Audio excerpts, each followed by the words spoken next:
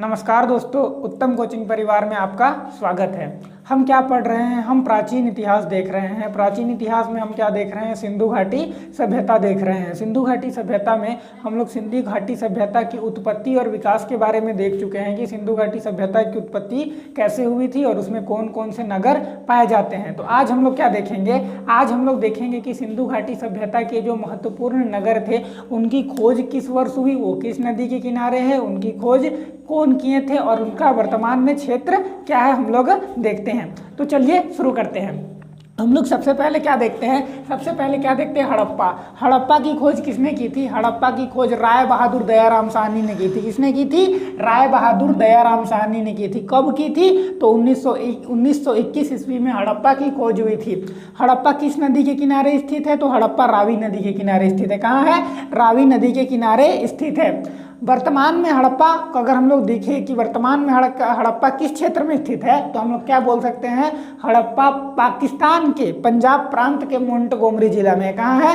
पाकिस्तान के पंजाब प्रांत के मोंटगोमरी जिला में है। हम लोग अब दूसरा शहर का बात करते हैं। दूसरा सबसे बड़ा शहर क्या है हड़प्पा सभ्यता में? मोहनजोदाड़ो। क्या है? मोहनजोदड़ो।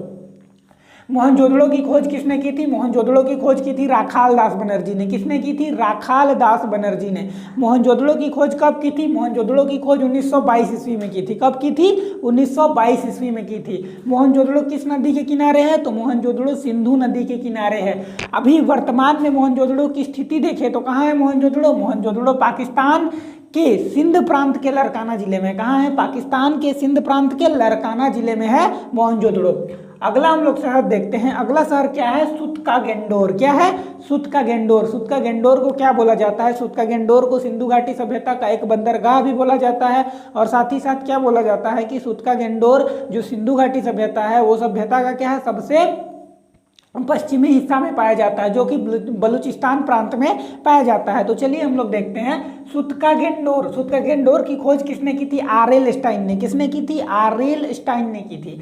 कब की थी? तो 1927 ईस्वी में। कब की थी? 1927 ईस्वी में की थी।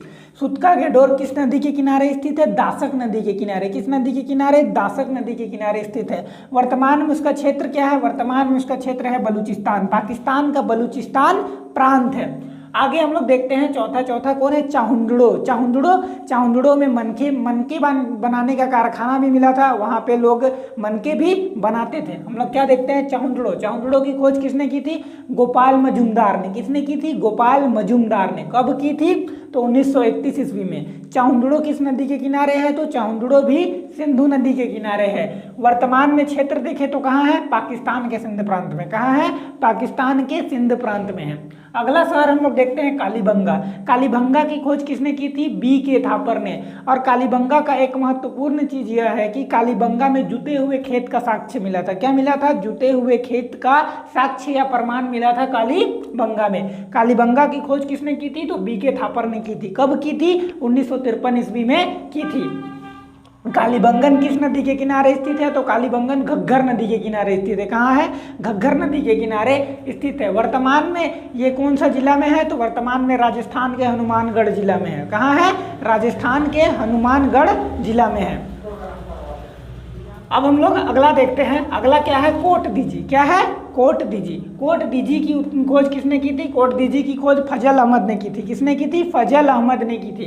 कोट दीजी की खोज कब हुई थी? 1953 ईस्वी में हुई थी। कब हुई थी? तो 1953 ईस्वी में हुई थी। कोट दीजी कहाँ है? तो सिंधु नदी के किनारे। कहाँ है? सिंधु नदी के किनारे है। वर्तमान में क्षेत्र देखें तो कहाँ पे है कोट दीजी? कोट दीजी पाकिस्तान के सिंध प्रांत के खैरपुर जिला में। कहाँ है? पाकिस्तान के सिंध प्रांत के खैरपुर जिला में है।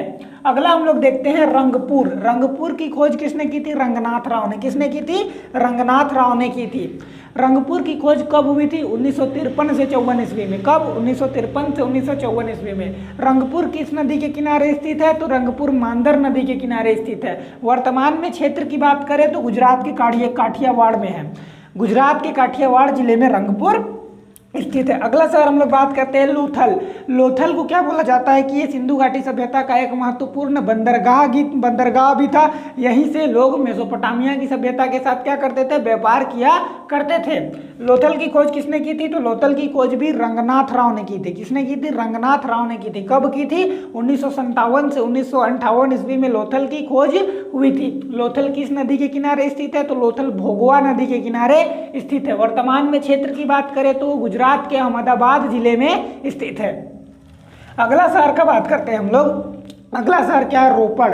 रोपड़ की खोज किसने की थी, रोपड़ की खोज की थी यशदत्त शर्मा ने। किसने की थी, यशदत्त शर्मा ने की थी। रोपड़ का उत्खनन कब हुआ था, 1953 से 1956 ईस्वी में हुआ था। रोपड़ किस नदी के किनारे स्थित है, तो रोपड़ सतलज नदी के किनारे स्थित है। हम लोग वर्तमान में इसके क्षेत्र की बात करें तो ये पंजाब के रोपड़ जिला में स्थित है। कहाँ है, पंजाब के रोपड़ जिला में स्थित है। अगला प्रश्न हम लोग देखते हैं, अगला शहर देखते हैं, सॉरी, आलमगीरपुर। आलमगीरपुर कहाँ है, आलमगीरपुर की खोज की थी यशदत्त शर्मा ने। किसने की थी, यशदत्त शर्मा ने की थी। ये किस वर्ष हुआ था, तो 1958 ईस्वी में। कब हुआ था, 1958 ईस्वी में हुआ था। किस नदी के किनारे स्थित है आलमगीरपुर, हिंडन नदी के किनारे स्थित है। वर्तमान में इसका क्षेत्र का बात करें तो ये उत्तर प्रदेश के मेरठ शहर में स्थित है। आलमगीरपुर के बारे में एक महत्वपूर्ण जानकारी यह है कि आलमगीरपुर सिंधु घाटी सभ्यता के सबसे पूर्वी छोर में स्थित था। आशा करते हैं कि आपको यह वीडियो बहुत ही पसंद आया होगा। अगर वीडियो पसंद आया हो तो अपने दोस्तों में शेयर करें ताकि आपके दोस्त भी कुछ सीख सके और हमें भी कुछ ना कुछ मोटिवेशन मिल सके। धन्यवाद।